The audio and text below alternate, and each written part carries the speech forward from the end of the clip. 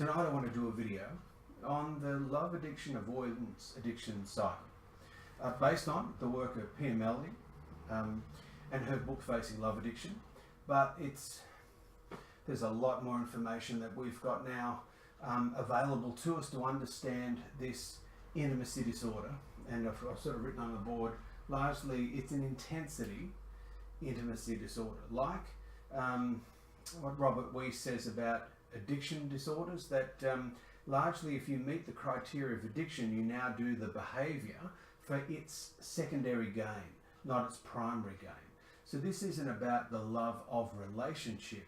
This is, if it meets, if this meets the criteria of addiction, it's about escaping ourselves through the secondary gain of this love avoidance addiction dance.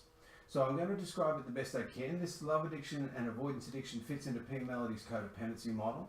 There's a lot of sophisticated ways that we look at this now, with the way we've been able to MRI a living brain, and we understand trauma a lot more than we did when this was written. But still, to this day, this book and probably McDaniels Ready to Heal,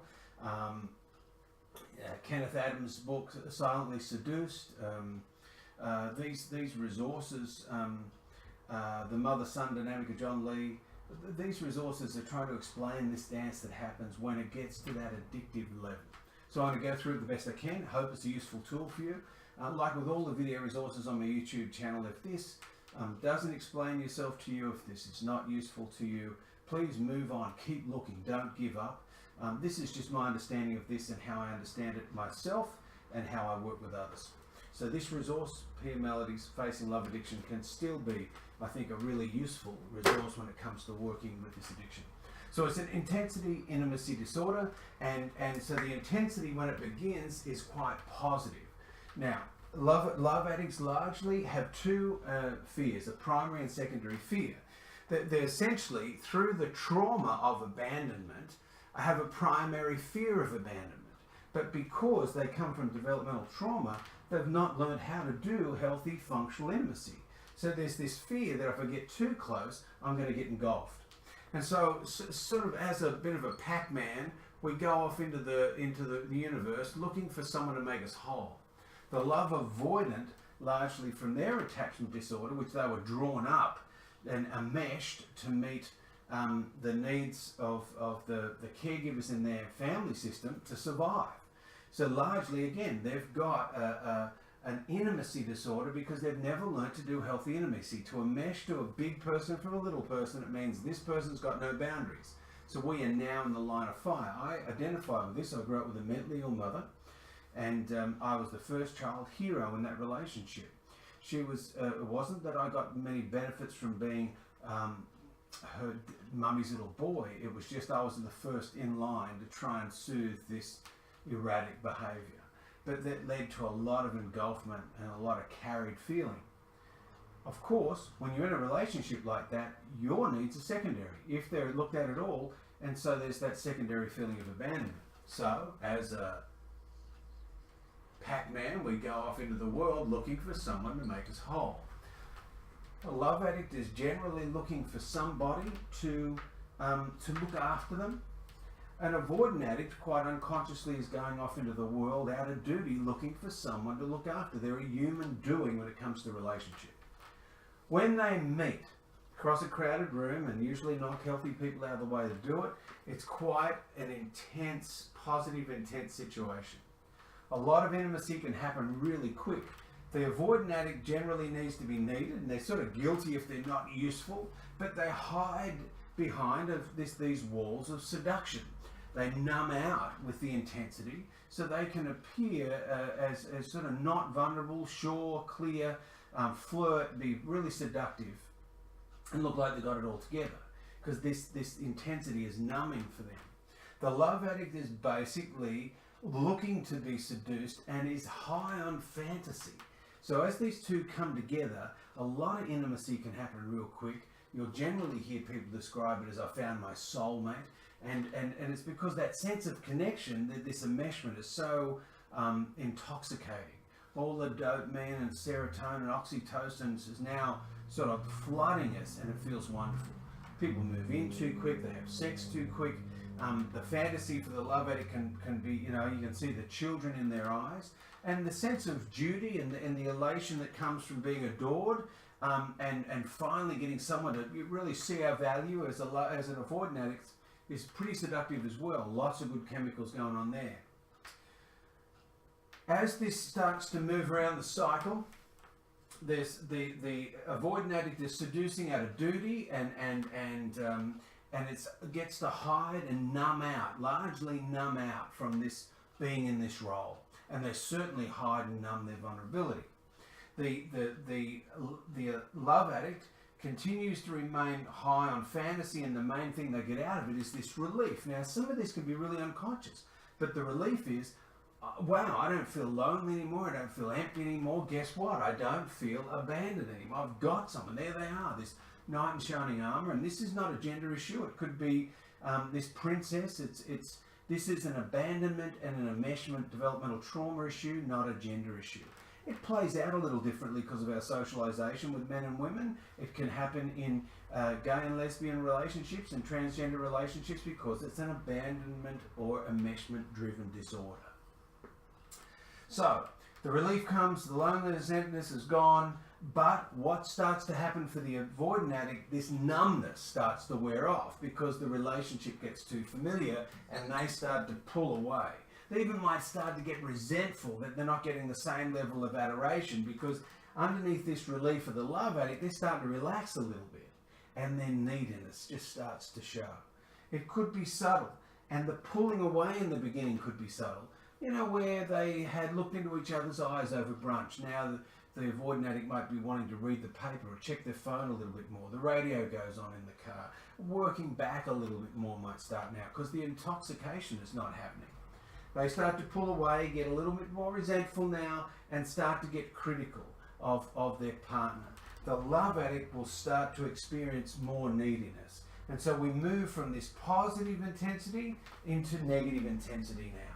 Neediness in the love addict, the avoidant addict starts to feel like a victim, walls go up, and they distance themselves from the relationship.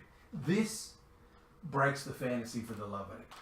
And at this point, I've put bombs up here, but I largely think bombs can happen from here. The bombs down here is the fantasy breaks. The love addict might try to seduce a little bit more, put more effort in. I've worked with people that would if it was a female love addict, they might go and get some more seductive nightwear, or cook a nice meal, set up something. They really know the avoidant addict might just pull them in, and so it can get a little wobbly in here because the avoidant addict might come back out of a bit of guilt, and so they do this little bit of a dance, but it's shaky here. Fantasy breaks, and what can actually set up and break this fantasy is the avoidant addict is seeking now intimacy or intensity, on the outside. So their focus for a while goes outside here. They could even set up a whole different cycle with someone else.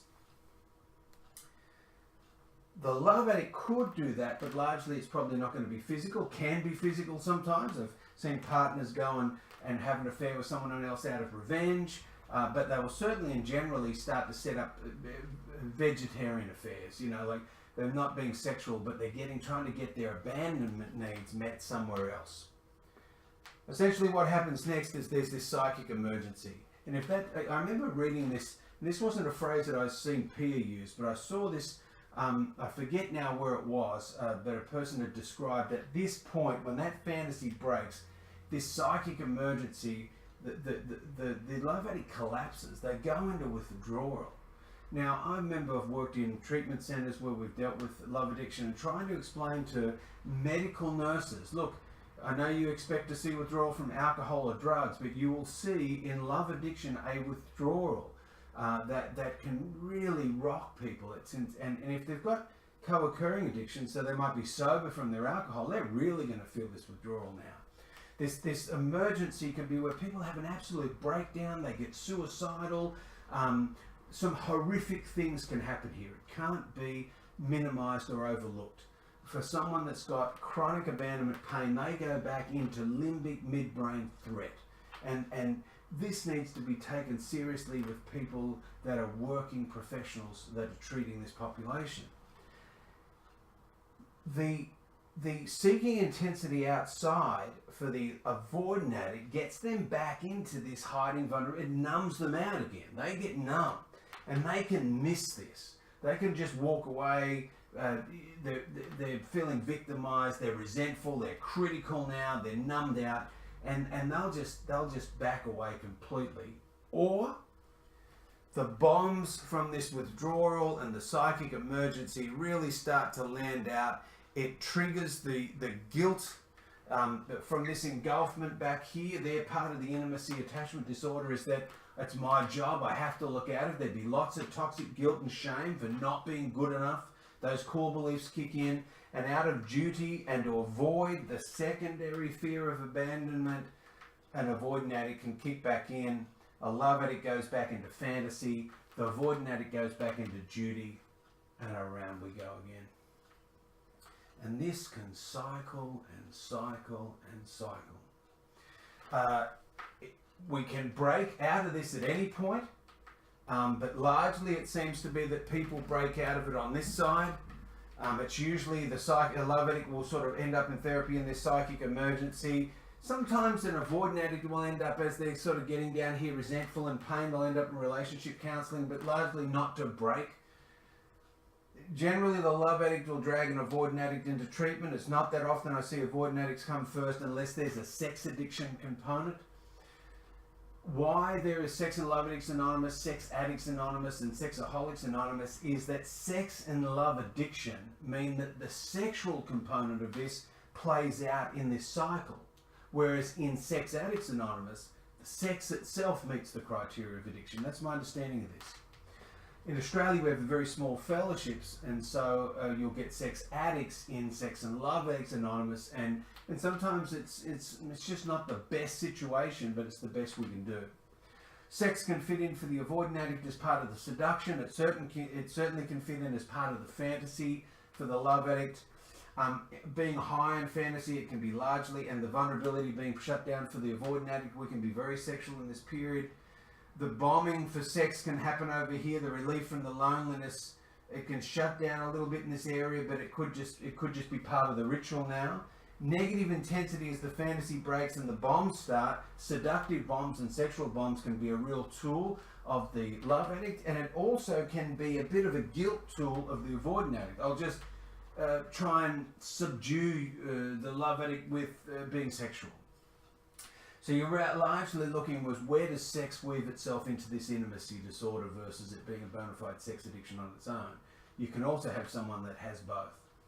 So largely people can break at any point to get in recovery, but to step outside of this and to unpack it, you need to understand the cycle of addiction, which I've got other videos on the website, because we can't just stop this and white knuckle it, because if we go back to where this come from, this is an attachment disorder. It's a developmental trauma disorder, and if we don't get back and deal with the trauma, we will just simply continue to either act out on this or do what Patrick Carnes talks about, that binge purge cycle. We go from being active in this to going into a sort of a sexual and love addiction, anorexia, to stop it. Either way, we're still in an intensity disorder, whether we're acting out through the binging or acting out through the purging. So please, as I said, the front of this video, Facing Love Addiction, another great book. I just sold it to someone. It's Kelly McDaniels Ready to Heal. Kenneth Adams, Silently Seduced for Men. John Lee has a wonderful book on the mother-son dynamic. So please seek someone out that has an understanding of this this disorder, and certainly seek out these the literature and the books written on this subject, and look at Sex and Love Addicts Anonymous online for some support. You can attend meetings online if you want to see if it's right for you, read their literature, and certainly attend a face-to-face meeting where you can. So good luck in your recovery, and remember to be gentle with your heart.